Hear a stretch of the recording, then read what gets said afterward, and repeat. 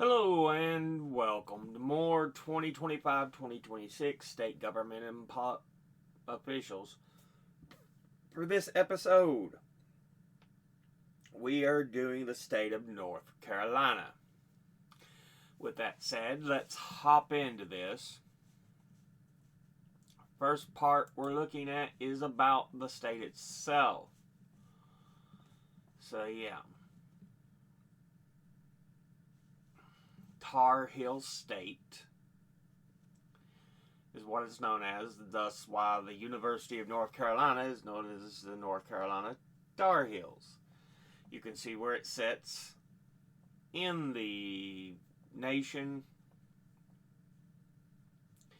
just north of South Carolina, Georgia, to the east of Tennessee and south of Virginia.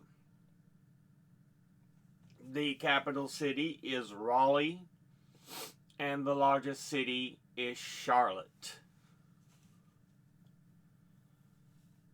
Let's see. Any information that I do not have.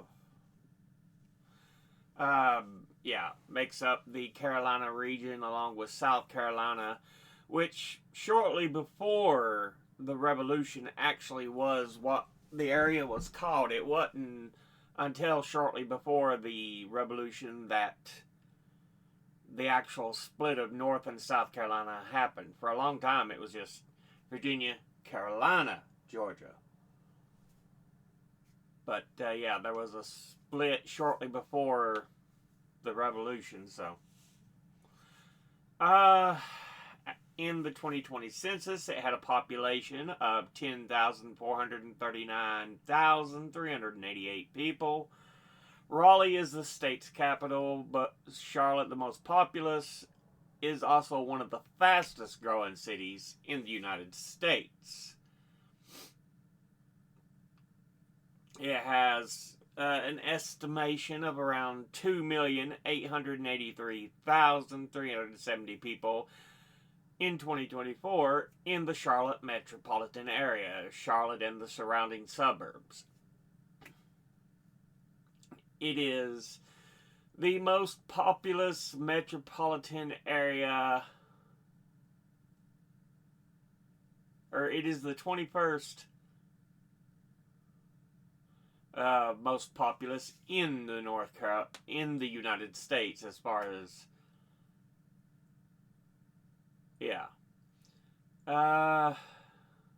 it is the largest banking center in the nation after New York City.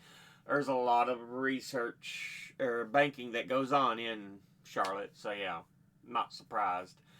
The research triangle with an estimated 2,368,947,000 in 2023 is the second most populous metropolitan area in the state, which is Durham, Raleigh, Charlotte, that little triangle between those areas. So, yeah.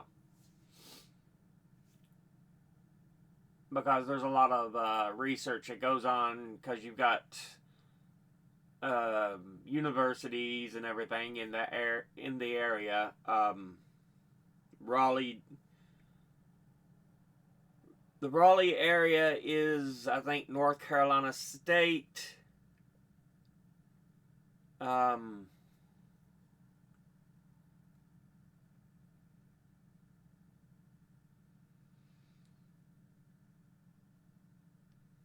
see, Raleigh, Charlotte. Maybe it's Chapel Hill, which is where the University of North Carolina is. Anyway, a lot of people in that area because there's a lot of research things that go on there.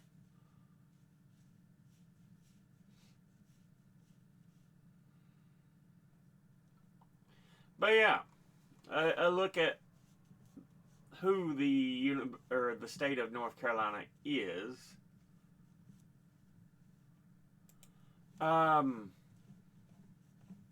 Now let's look at the state constitution. If I can get my stupid mouse to work.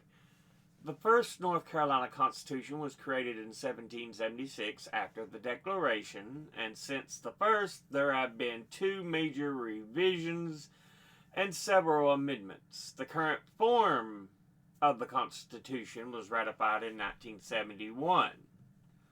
So this is the third form: 1776, 1868, and 1971. So yeah, that's the changes we've seen in the Constitution. Of course, 1868's when Reconstruction. No, it ain't Reconstruction. Reconstruction was 1877. 1868, Civil War had ended.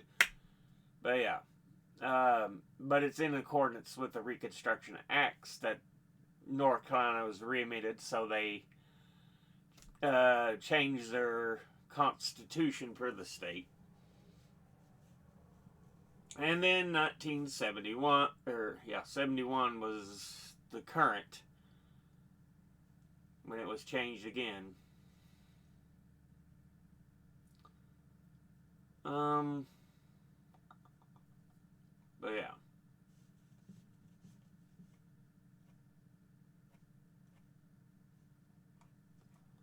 They've had other conventions and stuff, apparently. Because they showed, what was it? Convention of 1835. So, besides the changes they've had, the three versions, they've also had meetings talking about changing it, if they should or not.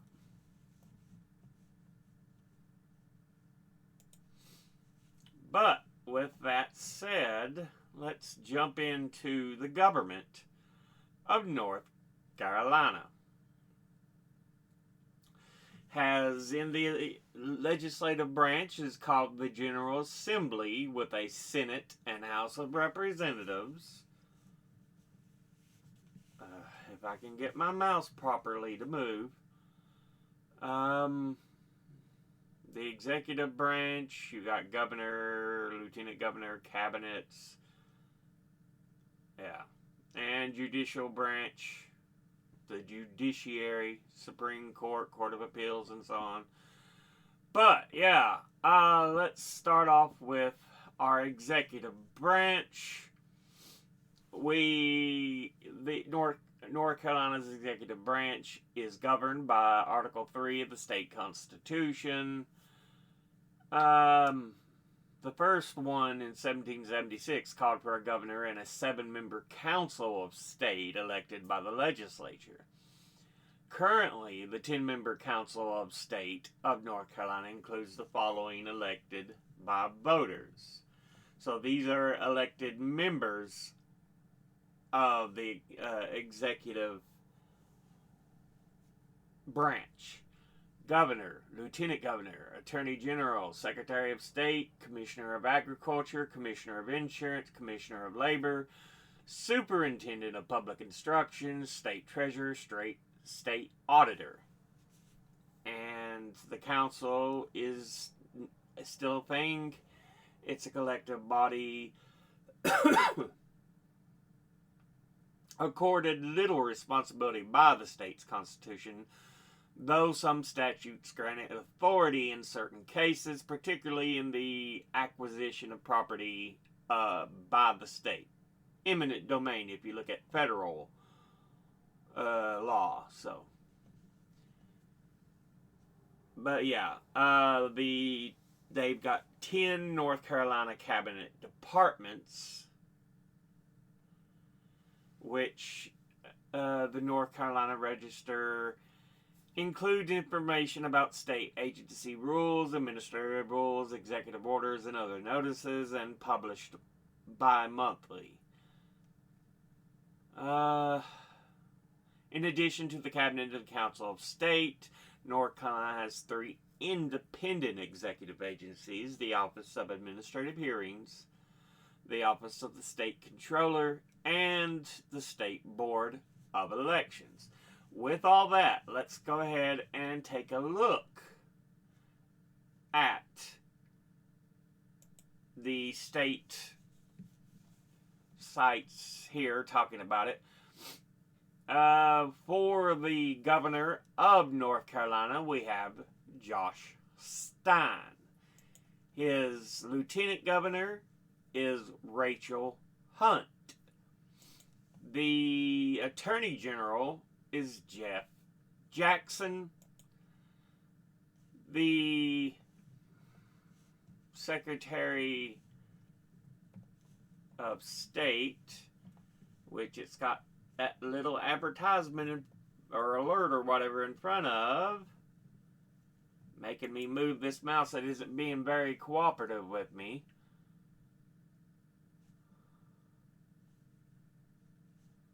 Elaine F. Marshall. That's the same page, apparently.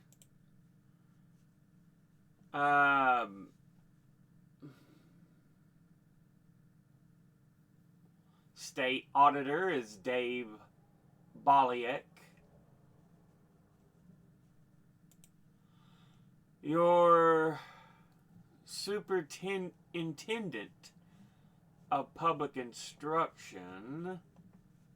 This is just the page. I want to see about the superintendent.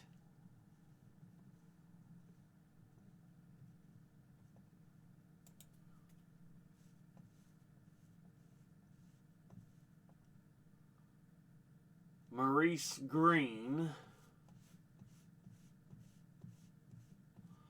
Would you work, mouse?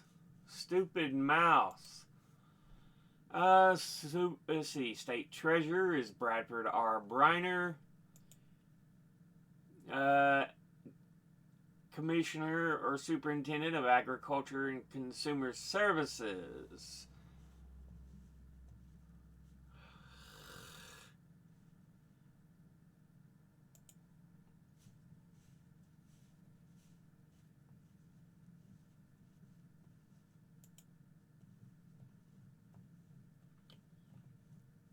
Or Commissioner of Agriculture, whatever. Steve Troxler. Your Commissioner for the Department of Insurance, Mike Causey. He's not that hurricane they got that picture of. He was previously on the screen for a split second, but yeah.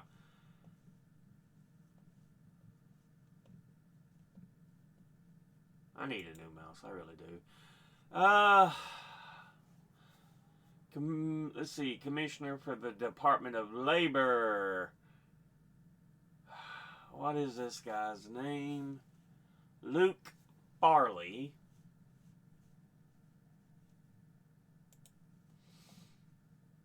And then we get into the other branches. But yeah. With that, let's look at this Council of State. God damn, this mouse is a pain in the goddamn ass. Would you fucking work? This is why I don't play computer games, because I couldn't anyway right now. It's being a little shit. British Colony, province of North Carolina, which at that point was just Carolina, not North.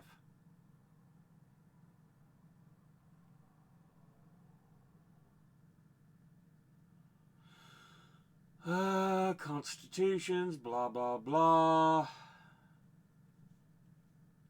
Holders of 10 offices established by Article 3.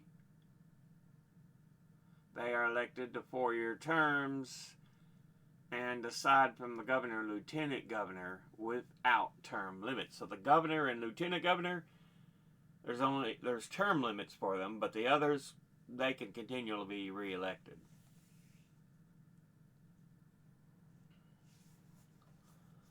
If there's a tie, the General Assembly decides with a majority vote. Uh, Minimum duties. They can call the General Assembly into an extraordinary session to consider the governor's mental capacity. And per Article 3, Section 5, the governor must consult it before they call the assembly into an extraordinary session. The council's most significant responsibilities have been assigned by statute, dealing with real property and financial transactions. Like we were saying, what would, in the U.S. government, federal government, would be eminent domain and stuff like that. So, right now, Carolina is a red, or not red, but purple state. So you can see it's got Democratic governor, lieutenant governor, secretary of state, but Republican auditor, treasurer, Democratic superintendent of public instruction, Democratic attorney general, Republican commissioner of agriculture, Republican commissioner of labor, and Republican commissioner of insurance on the council. So it is a purple state, as much as Republicans try to rig things like they have been doing. Now, let's go ahead and look at the position. As we said, your current governor, Josh Stein.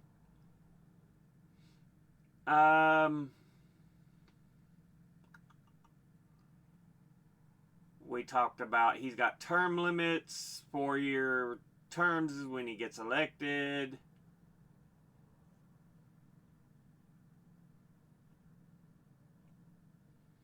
And of course, as I said, it's one of the original colonies, so it was going to be there among those 13 original. Let's look at the list of governors.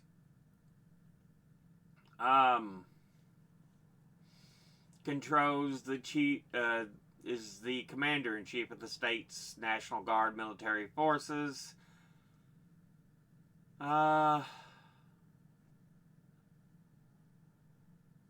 But your original governor, after when they declared independence, is Richard Caswell, was the first. Politician, lawyer, first and fifth governor of North Carolina, was also a senior officer in the militia in the Southern Theater of the Revolution. Abner Flash. Come on now. American politician who served as the second governor and was a member of the Continental Congress from 1782 until his death. So, yeah. Next is Thomas Burke. Irish physician, lawyer, statesman, was a delegate at the Continental Congress, third governor. After him, we have Alexander Martin.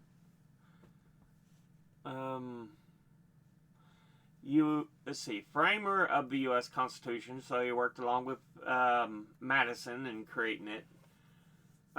Fourth and seventh governor of North Carolina. Infantry officer in the Revolution, but was also a lawyer, merchant, planter, and slave owner. Caswell's back as the fifth. Sixth, you get Samuel Johnston, planter, lawyer, grandmaster of Freemason, slaveholder, and statesman. Was a representative at the Continental Congress and a member of the U.S. Senate and sixth governor of North Carolina. Alexander Martin's back as number 7. Number 8, Richard Dobbs Speight. politician, planner, signer of the U.S. Constitution, U.S. Representative for North Carolina, and the 8th Governor of North Carolina. So, yeah.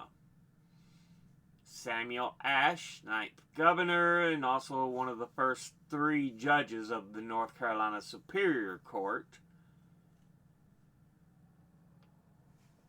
And William Richardson Davie at number 10.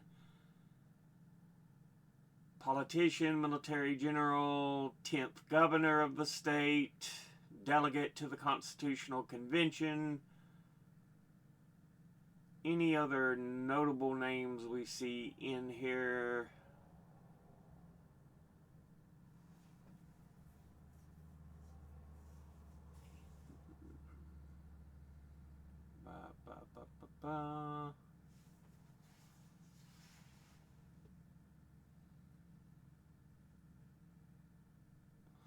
Iredell, that sounds familiar.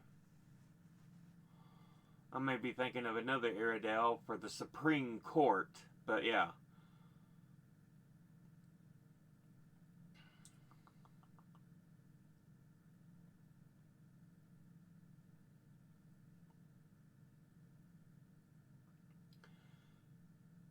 Charles Manley, 31st Governor, last member of the Whig Party.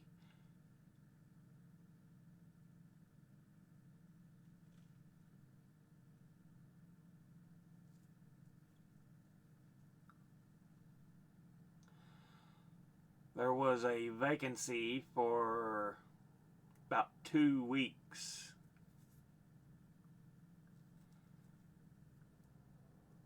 at the end of the Civil War because that governor right there apparently was arrested and removed because he was governor during the last part of the Civil War. So yeah, a vacancy and then an appointed governor. When the election came, he would lose to Jonathan Worth, but he would be back afterwards, but would be impeached and removed. Which, remember, at that point, Republicans weren't the party they are now. They actually were half decent. It's just North Carolina was a slave owner state.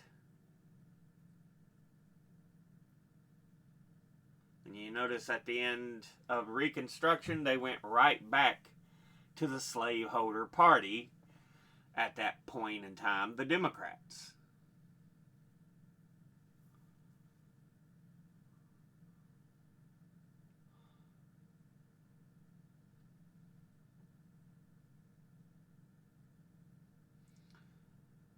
I don't see too many names of interest though.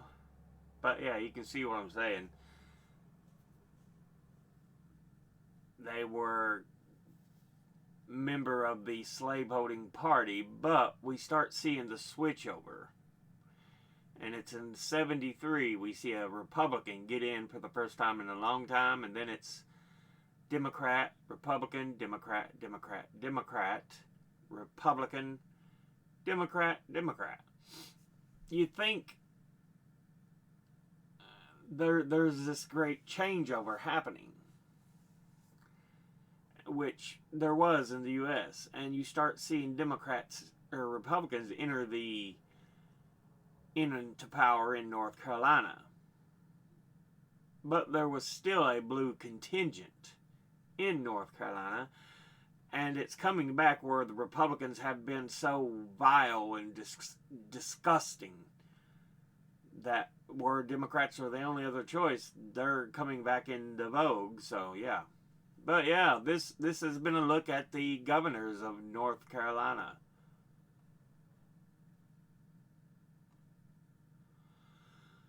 The first 5, no party. It wasn't until Samuel Johnston that they started joining as running with a party. But the terms at that point were much shorter because you only see a 4 year period here, but he's term limited. So what I think is you had a 2-year terms originally. Because remember, today's their third constitution.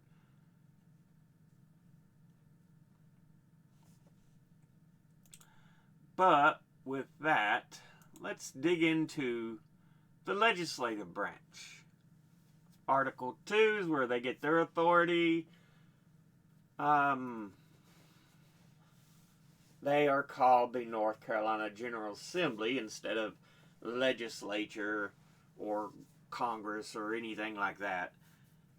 But that's what they are. They are the state legislature. They make laws.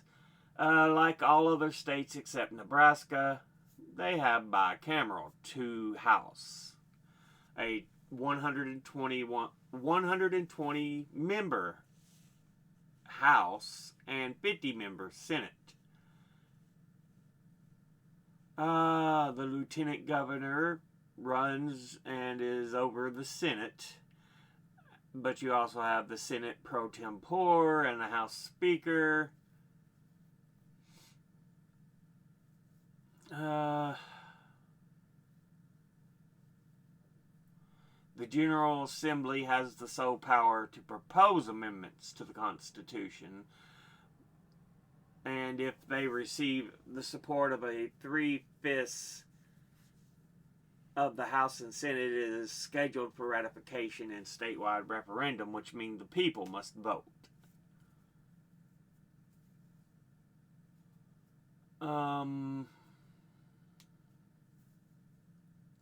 They also write state laws, statutes, and levy taxes and propose the state of budget. Propose and adopt state budgets. So yeah. With that, let's look at the state legislature, assembly.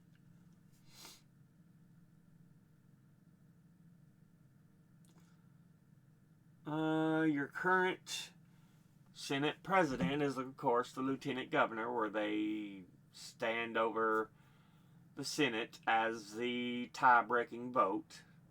Then you have the Senate president pro tempore, who actually deals with a lot of the Senate business, Phil Berger.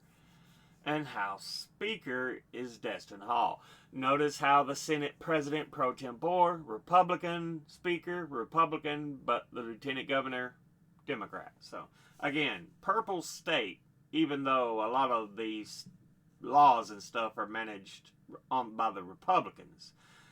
The state Senate has a makeup of 30 Republicans to 20 Democrats. And the state's House has a makeup of 71 Republicans to 49 Democrats. So, yeah. I do believe they meet in Raleigh, yep. Where it is the state's capital.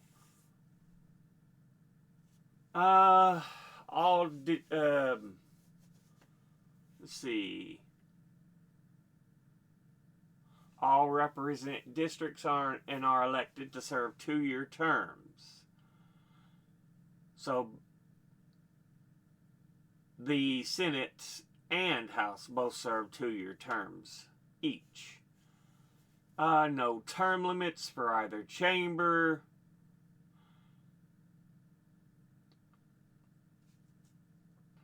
They write laws for North Carolina known as general statutes and create the biennial budget. They do have the power.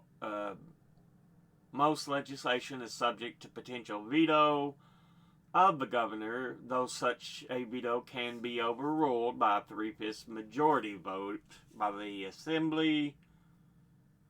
Both chambers currently controlled by Republican Party, but like I said, right now with the way votes are going, it's a very purple state.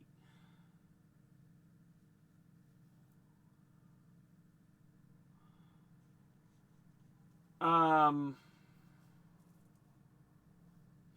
it does lean Republican, I will say, out of the way it is purple. But yeah, a lot of things are being rigged so that Republicans can continue to hold power.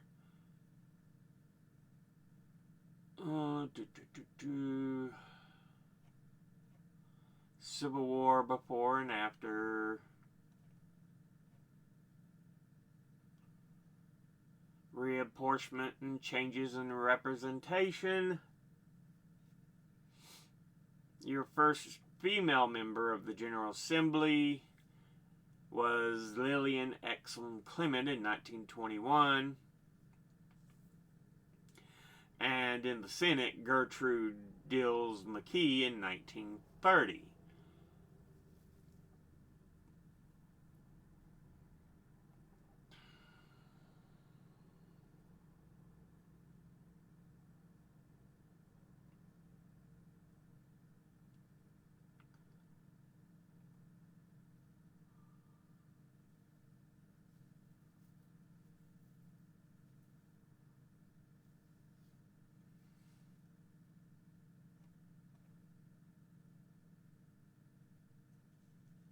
Yeah. Like I said, there's enough of a population and urban centers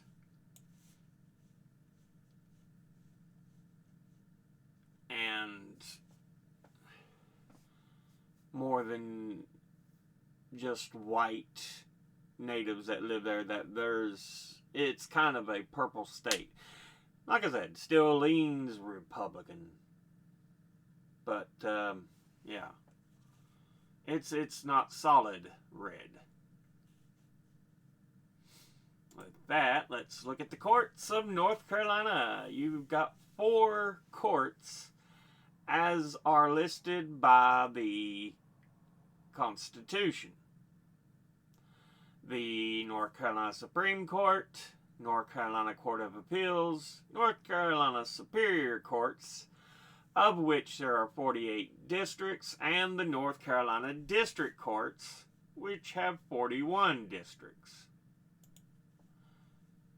Now, the North Carolina Supreme Court is at the top, of course. Court of final choice. Judges serve 8-year terms, and there is a total of 7 judges. So 1 chief judge and 6 associates.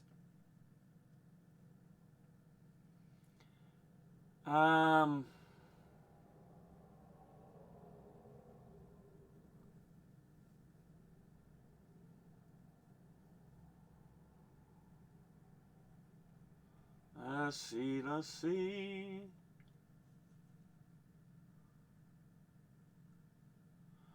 Along with the Court of Appeals, they constitute the appellate division within North Carolina's unified court system and the General Court of Justice. The primary function of the Supreme Court is to decide questions of law that have already arisen in the lower courts and before state administrative agencies. Its docket is typically dominated by cases concerning interpretation of the Constitution, major legal questions, and appeals of criminal cases involving capital punishment, death penalty. First degree murder convictions entailing capital sentences reached in trial courts are automatically scheduled for the court's review, as are cases involving North Carolina Utilities Commission rate determinations. And it may, at its discretion, hear appeals of decisions of the Court of Appeals. It has the power to depublish Court of Appeals decisions, thus allowing a lower ruling to stand, but preventing it from forming legal precedent.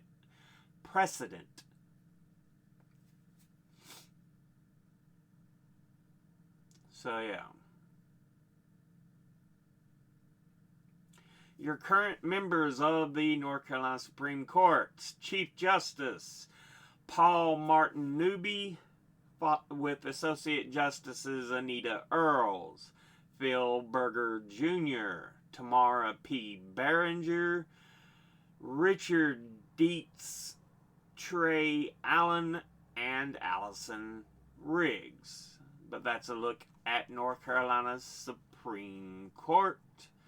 With that, let's go ahead and look at their Court of Appeals.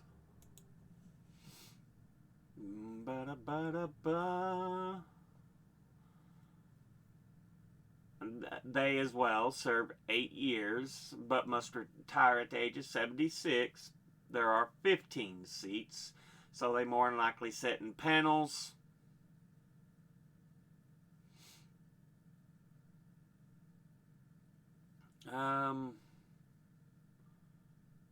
Created via constitutional amendment in 1965, though did not occur until a statute was made in 67. 3-member panels to hear cases. The Intermediate Appellate Court. Your current Chief Judge for the Appellate Court is Chris Dillon, with other judges being Donna Stroud, John M. Tyson, Valerie Zachary, John S. Arrowwood, Allegra Collins, Toby Hampson, Jeff Carpenter, April C. Wood, W. Fred Gore, Jefferson Griffith, Julie T. Flood, Michael J. Stating, Tom Murray, and Chris Freeman. But that's a look at North Carolina's Court of Appeals. Now we get into your base courts. The North Carolina Superior Court, which is the general jurisdiction trial court. It was called something else over here, though, wasn't it? No, it's Superior Court, 48 districts. So it's the upper general jurisdiction court, hearing the more serious cases.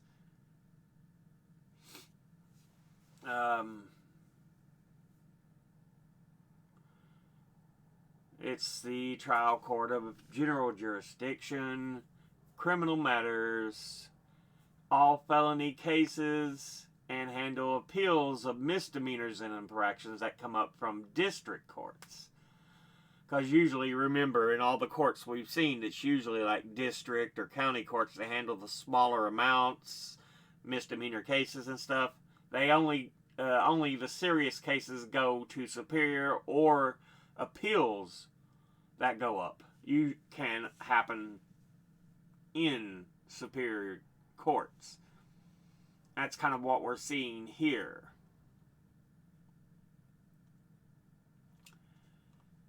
So yeah, they deal with all civil disputes exceeding $25,000. Like I said, it's all the more serious and high-level cases usually start there. Then you get your district courts. Like I said, amounts under $25,000, your divorces, child custody, child support payments, misdemeanor and infraction cases.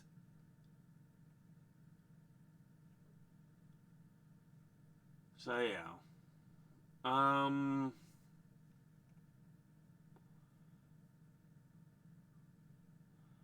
They are primarily elected to serve a term of 4 years. And Chief Justice of the Supreme Court appoints a Chief District Judge for each district. So again, Supreme Court kind of helps decide what lower cases, who's in charge of what, and so on. But yeah, pretty common stuff we see with states in general. But But yeah, that's a look at the state government and officials for the state of North Carolina. As always, educate thyself. Think, read, study, learn. Someone tells you something you have trouble believing, ask them to cite their sources. I'll be putting my links and sources in the description box below the video. Thank you all for watching. I'll see you all in the next one. Until then, later.